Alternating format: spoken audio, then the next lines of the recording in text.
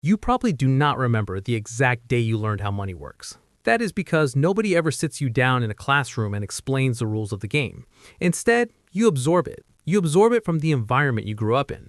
If you grew up in a household where money was always a source of stress, you learned about finance through the tightening of your mother's jaw when she looked at the mail. You learned about it by watching your father work 50 hours a week, come home exhausted, and still complain that the math at the end of the month just did not add up. You learned very early on that asking for things caused pain, so you stopped asking. You learned to shrink your desires to fit inside a very small, very fragile box. Welcome to the invisible ceiling. This is a story of what it actually takes to break it. This video is not a fairy tale. It is not a highlight reel of buying sports cars and popping champagne on a yacht. This is the raw, unedited, deeply uncomfortable reality of what happens when you decide to become the first millionaire in your family's history. We're going to walk through the exact timeline of breaking generational poverty. We will break down the psychology, the brutal grind, the math, and the heavy emotional weight of leaving your old financial life behind to build an entirely new reality for everyone who comes after you. Whether you are 20 years old and just starting to figure this out, or you are 50 years old and trying to change the trajectory of your retirement, this applies to you. Let us start with Act 1, the coffee can versus the bank.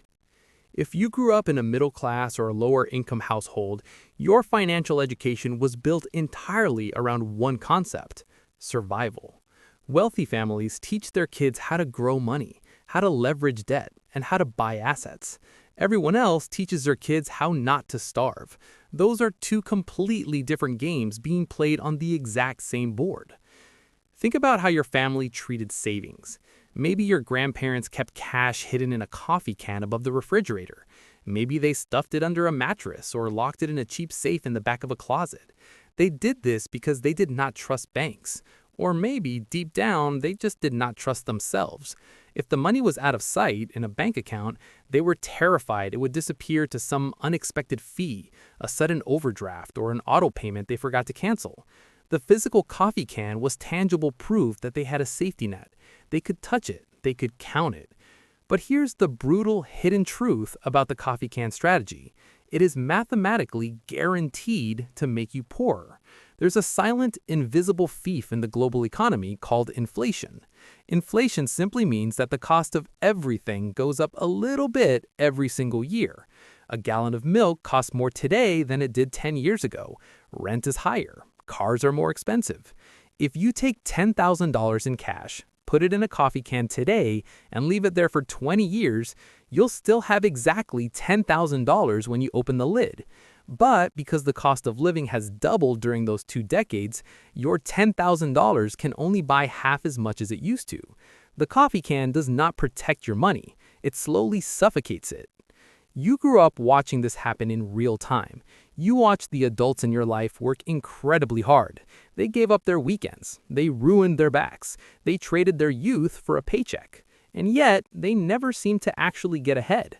They were playing a game where the board was tilted entirely against them. They believed the biggest lie of the modern world, that hard work alone equals wealth. Let me be very clear. Hard work is a requirement.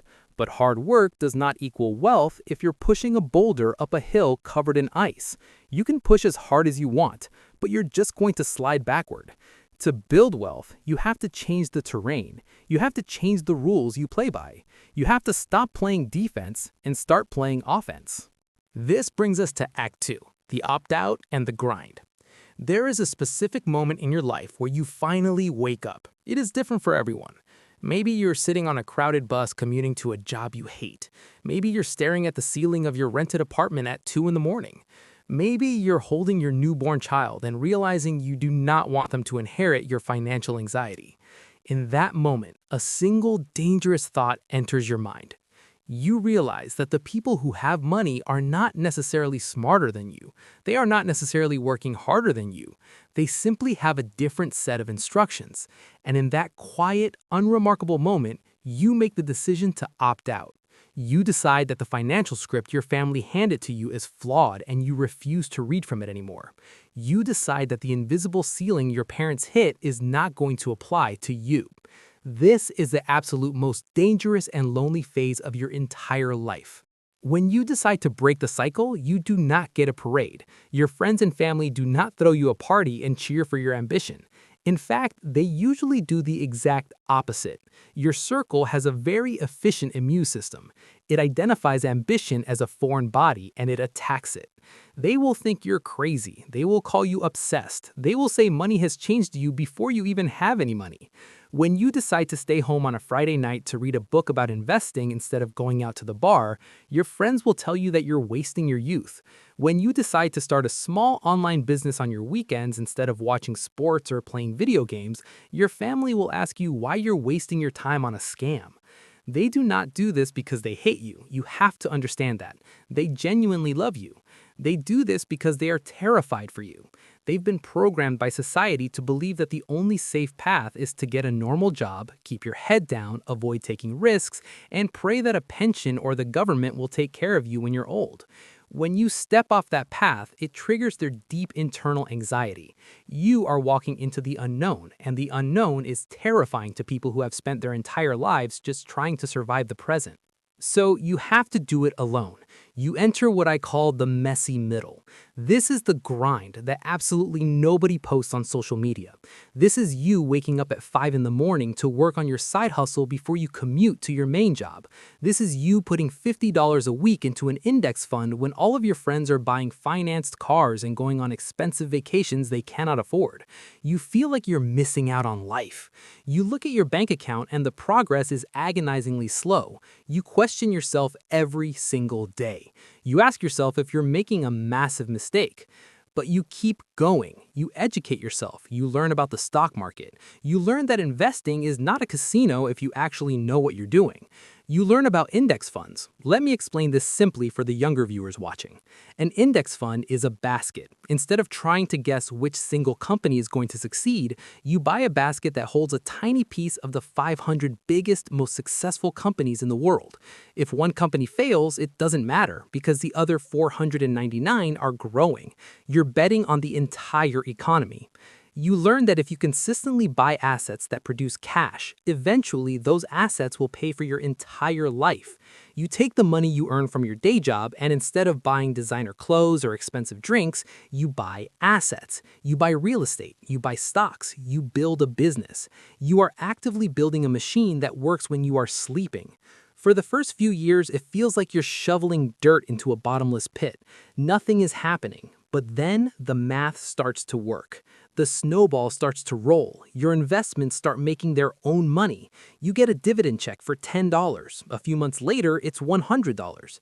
Then you reach a year where your investments increase in value by $5,000 in a single 12-month period without you lifting a single finger. The leverage finally kicks in. Your money is now working alongside you, like an invisible employee who never sleeps, never takes a vacation, and never asks for a raise. You start to see the light at the end of the tunnel. And then comes Act 3, the crossing and the guilt.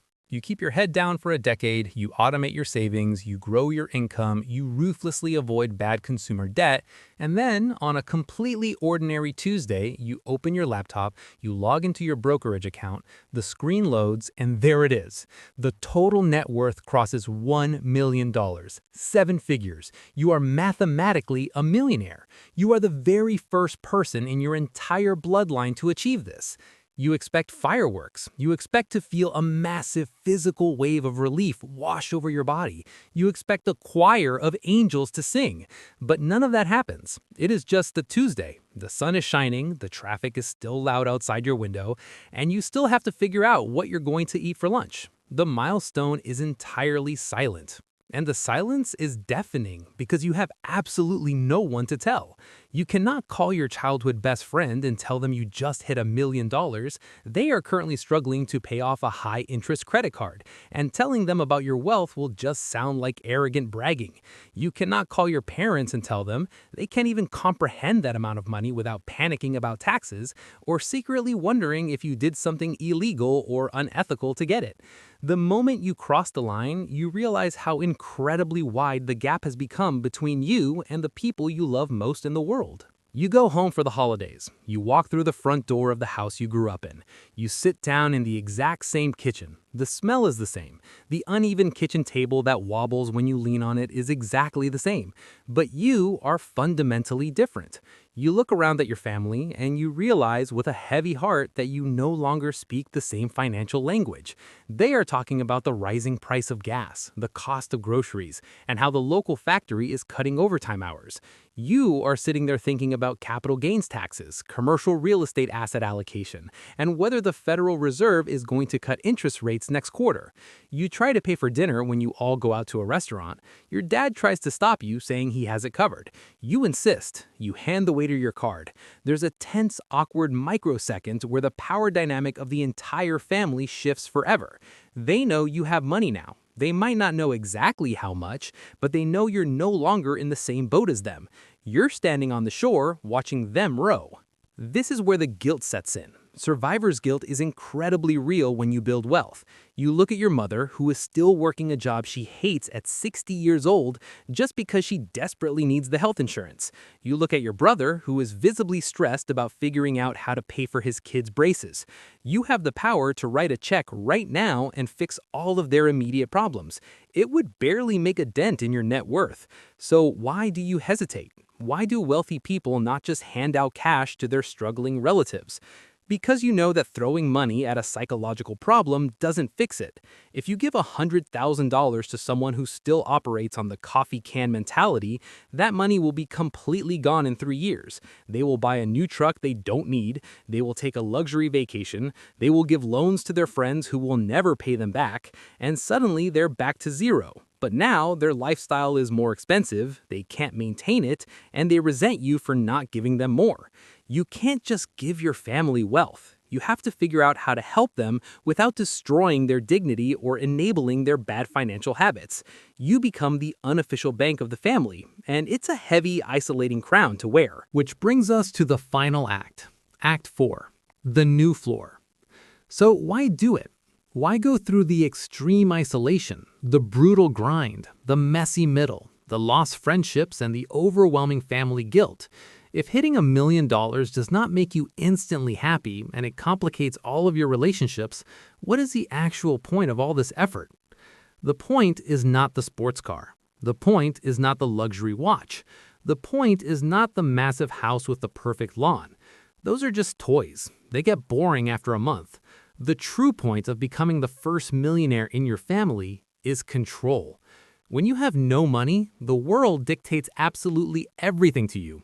The world tells you where you have to live. It tells you what quality of food you are allowed to eat. It tells you what time you have to wake up. It tells you how much abuse and disrespect you have to take from a terrible boss just to keep a roof over your head. Poverty is a state of constant forced reenaction.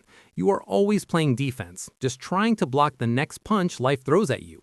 Wealth is the ultimate offense. Wealth buys you the most powerful word in the English language, the word no. You can say no to a toxic job environment. You can say no to a terrible landlord. You can say no to a broken medical system that wants you to wait 6 months for a specialist appointment. Money buys you a heavily armored shield against the chaos of the unpredictable world. It gives you the ultimate luxury, which is cognitive quiet. You can go to sleep at night knowing that if the transmission in your car blows up tomorrow, it is just a minor inconvenience, not a life-ruining catastrophe that means you cannot pay rent. But the real reason you do it goes much deeper than your own personal comfort. You do it for the people who are not even born yet. Generational wealth is a buzzword that gets thrown around a lot on social media. Most people think generational wealth means leaving a massive trust fund for your kids so they never have to work a single day in their lives. That is not wealth. That is how you create entitled, miserable children.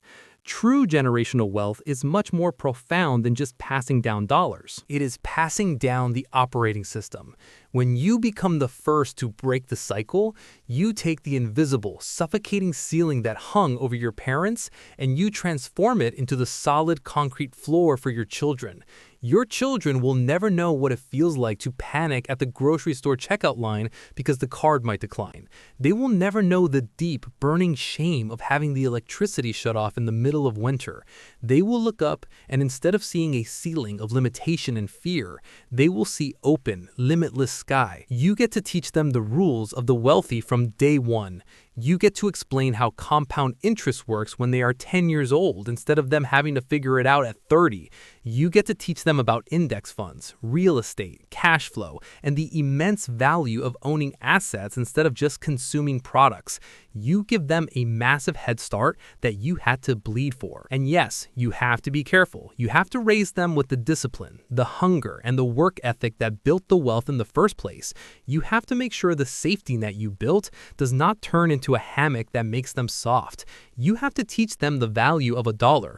But let me tell you, that is a much better problem to have than teaching them how to survive on scraps. You rewrite the history of your bloodline. 100 years from now, your descendants might not remember your exact first name. They might not know what your face looked like, but they will be living in a reality that you constructed. You are the pivot point. You are the one who stopped the cycle of generational poverty and started the cycle of generational abundance. It takes an incredible amount of courage to be the one who changes the trajectory. It takes immense patience to build a financial machine that you might not fully enjoy until you're older. It takes deep emotional resilience to outgrow the environment that raised you and step into rooms where nobody looks or talks like you. But the machine does not care where you started. The stock market does not know your last name. It does not know what neighborhood you grew up in. The index funds do not care what your parents did for a living or what grades you got in high school. The math of wealth building is completely blind. It only rewards action, patience, and consistency. You have the power to be the anomaly in your family tree. You have the time. You have the access to the information. The internet has democratized financial education. There are no more gatekeepers holding the secrets of money. The only thing standing between you and a completely new reality is the decision to start today and the discipline to not stop when it gets boring, when it gets hard, or when it gets lonely. The coffee can is empty. The bank is open. The choice is yours. Make the right one.